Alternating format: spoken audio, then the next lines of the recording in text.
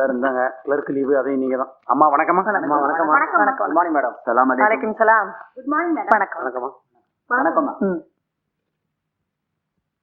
காளிதாசு, ஓய், வர வர இப்போ செருப்புகள்லாம் ஒழுங்காவே வரமாட்டேங்குது. செருப்பு நல்லா தான் இருக்கு. ஏதாவது கல்யாணத்துக்கு போனா செருப்பு மாத்தி போட்டு வந்துடுறீங்க. இல்ல திருடுன்னு சொல்லல. வாங்க சாமி கும்பிடுறேன். கும்பிடு கும்பிடு. இந்தா இந்த செருப்பை தச்சு கொடு. செருப்பு நல்லா தரங்க. மறந்துட்டயா, அறிவு கட்டவனை சொல்லப்படாது. எங்க சொல்றது நீங்க வச்சுக்கிட்டு. இசைக்கு அழகு பார்க்காம சட்டு புண்ணு தச்சு கொடு. கழுத செருப்ப. கழுத செருப்பு பின்ன என்ன குதிரை செருப்பா? காளிதாசு, செருப்பு தானேன்னு கேவலமா பேசாத. சிம்மாசனத்தை உட்காந்துக்கிட்டு இந்த தேசத்தையே ஆண்டிருக்கு செருப்பு. இப்ப விட தேசம் அப்ப நல்லாவே இருந்துச்சு. இத நான் சொல்ல, ராமாயணம் சொல்லுது. செருப்பு ஆண்டது பருப்பு ஆண்டதெல்லாம் கிடக்கட்டியா, ராமாயணம் எங்களுக்கு தெரியாதா? உன் கதை எப்படி? தொழிலெல்லாம் நல்லா நடக்குதா? தொழிலுக்கு ஒன்னும் குறைச்சல்லிங்க. வயசு 60 ஆகுது இல்ல. இன்னும் எத்தனை காலத்துக்கு தான் இந்த கட்ட பாடுபட முடியுங்க? தோல்ல தொலை போடுற தொழிலாச்சுங்களே. தொலைவிக்கிட்டே இருந்தா தோதுப்படுங்களா? கண்ணுல பூச்சி வேற பறக்குது. ஏன் பூச்சி மருந்து வாங்கி அடிக்க வேண்டியதானே? அட பேமானி, பூச்சி மருந்து அடிக்கிறதுக்கு அவன் என்ன செடியா பயிரா? ஏப்பா எசைக்கு முத்து, உன் பேர பிள்ளைக்கு இந்த தொழிலை சொல்லி கொடுத்து துணையா வச்சுக்க வேண்டியதானே? தொலை மாத்திரம் இல்லைங்க, அவன் தோல் எங்க இருக்கு தொலை எங்க இருக்குன்னு சொல்லுவான்ல. என் பேர எங்க என் பேச்ச கேக்குறான். அவன் இந்த தொழிலே வேண்டாம், ஸ்கூலுக்கு போய் படிக்கிறேங்கிறான். இப்ப கூட எங்கனாச்சும் பள்ளிக்கூடத்துக்கு முன்னாடி தான் நின்றுகிட்டு இருப்பான். நடராசர் கோயிலுக்கு முன்னாடி நந்தனா இந்த மாதிரி.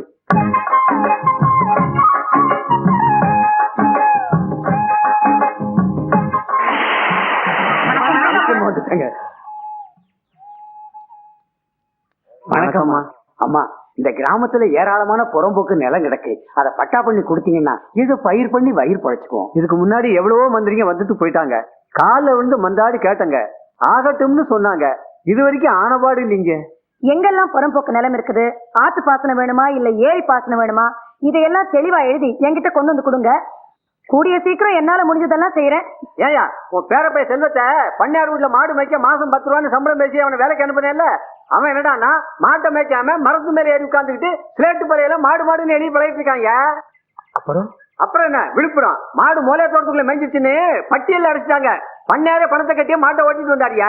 பண்ணையாரையா கொஞ்சம் மன்னிச்சுக்க சொல்லுங்க, நான் பையல கண்டிச்சு வைக்கிறேன். பண்ணையார் அவன் குணத்துக்காக சும்மா விட்டாரு. இப்படி கண்டிக்காம அவனை வளர்த்த அப்புறம் ஊர் ஓம்பல விலைக்கு வாங்கிட்டு வந்தா நிப்பான். ஜாக்கிரதை. நான் கண்டிச்சு வைக்கிறேன், ஐயா கிட்ட சொல்லிருக்கேன்.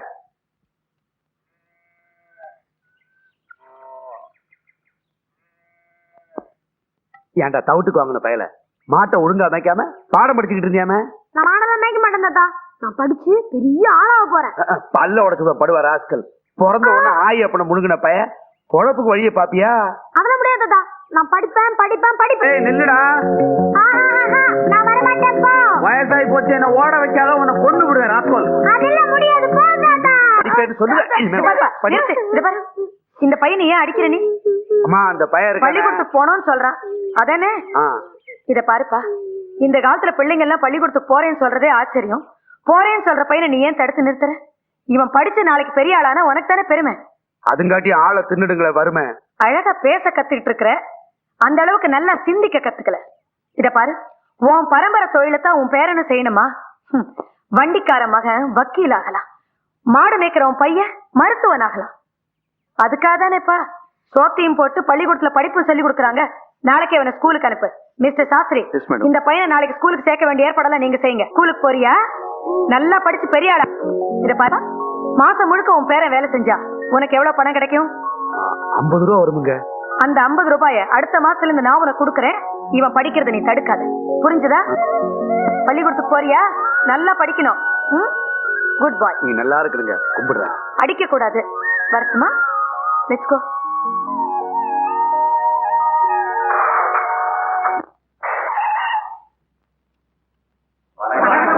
வணக்கம் வணக்கம் வணக்கம். நீங்க எல்லாம் மலேரியா தடுப்பூசி போட்டுக்கிட்டீங்களா? உள்ள மருந்து இருந்துச்சா இல்ல மலட்டாத்து தண்ணி இருந்தான்னு தெரியலீங்க. ஏன் அப்படி சொல்றீங்க? ஊசி போட்ட மறுநாளே மலேரியா ஜுரம் ஜாம் ஜாம்னு வந்துருச்சுங்களே. என்ன மிஸ்டர் சாஸ்திரி, என்ன இவங்க சொல்றது? நான் சானிட்டரி இன்ஸ்பெக்டர் கேக்குறேன் மேடம். கண்டிப்பா கேட்கணும். நீங்க உங்க குறைகள் எல்லாம் ஒரு மனுவா எழுதி நாளைக்கு என் ஆபீஸ்ல கொண்டு கொடுங்க. வேண்டியதெல்லாம் நான் கண்டிப்பா செய்றேன். நாங்க வரோம். தேவானே. அம்மா அம்மா, வாங்கம்மா வாங்க. அம்மா நீங்க எங்க? ஏ நான் வீட்டுக்கு வரக்கூடாதா? வீட்டுக்கு வந்த லட்சுமி வேண்டான்னு சொல்லுவேனா?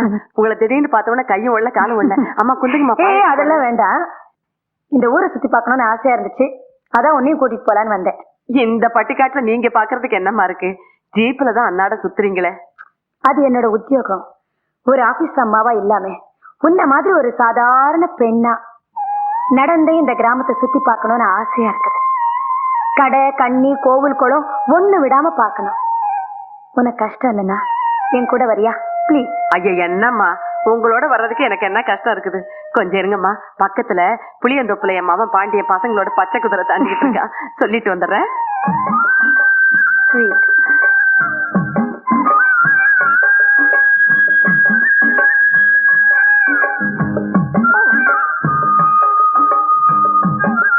ஹே, அங்க பாரு சில்லு. ஆமா, எனக்கும் விளையாடணும். ஐயோ என்னம்மா நீங்க சின்ன புரியுது. பிள்ளையாட்டா. ஐயோ வானாமா இந்த வெயில்ல. ஐயோ அம்மா, பாப்பா, என்னையும் உங்க கூட விளையாட்டுக்கு சேர்த்துக்கிறீங்களா? ஐயோ அந்த சில்லுதாம்மா. ஓ தள்ளு, வழிவிடு.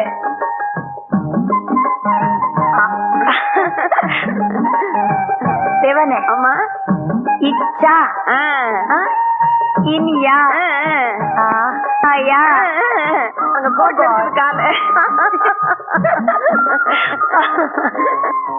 சோசியம்மா வாங்க வாங்க. சோசியம் பாக்க எம்பிட்டியா? தலைக்கு 50 காசு. எனக்கு ஒரு சீட் எடுக்க சொல்லு. குந்துங்கம்மா, கிளி என்ன சொல்லுதுன்னு பாக்க. வெளியம்மா வராதவங்க வந்திருக்கிறாங்க. வக்கனையா ஒரு சீட் எடு. அம்மா ராசிக்கு நல்ல சீட்டா ஒண்ணு எடுத்துக்கூட. பெத்தமகன் பித்தாகி பெருஞ்சுமையா இருந்தாலும் உத்தமியே அஞ்சாதே ஒரு குறையும் உனக்கில்லே. முத்துக்கள் மூக்குத்தி மீனாட்சி துணை இருப்பாள். மொத்தத்தில் உன் கவலை முழுவதையும் தீட்டிடுவாள். ஐயோ உன் கிளி ரொம்ப கரெக்டா சொல்லிடுச்சியா. அம்மா அம்மா உங்களுக்கு ஒரு சீட் எடுக்க சொல்லுவோமா? எனக்கு இருக்கு தேவானே. இருக்கட்டும்மா, கிளி என்னதான் சொல்லுதுன்னு பாப்போமே. இருக்கட்டும்மா, எடுக்க சொல்லியா. அம்மாவுக்கு ஒரு சீட் எடுப்பியா, என் கையில கொடுப்பியா. வாடியம்மா வெளியே. ஊரும் அறியாம உலகம்தான் அறியாம யாரும் அறியாம எப்போதோ செஞ்சதின இப்போ ஆபத்தா வருகுதம்மா, ஆபத்தா வருகுதம்மா.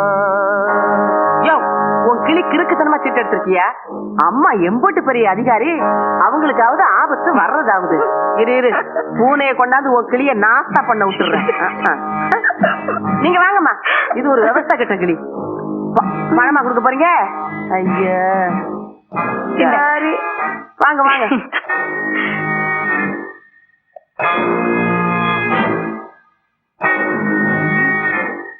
அவளா?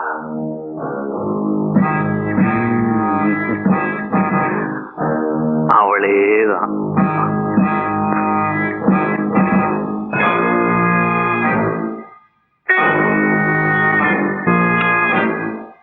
ஜீசஸ்,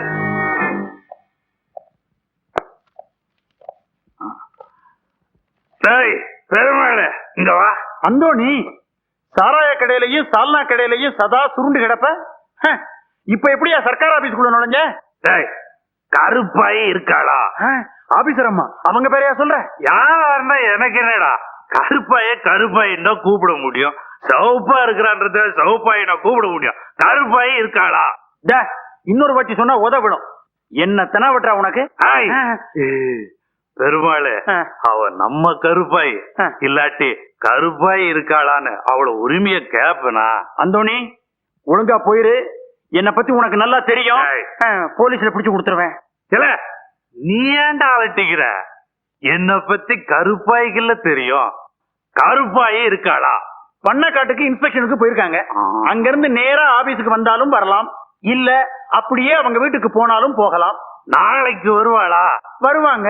வந்தா அந்தோணி வந்துட்டு போனேன்னு சொல்லு. புரியாட்டி திருநெல்வேலி தேவசகாயத்தோட மச்சான் வந்துட்டு போனேன்னு சொல்லு. சொல்லுவேனா? சொன்னா சொல்லி பாரு.